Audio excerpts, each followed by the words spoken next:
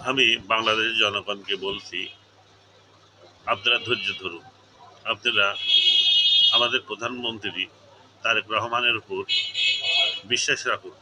সে বাংলাদেশকে অবশ্যই একটি জায়গায় নিয়ে যাবে।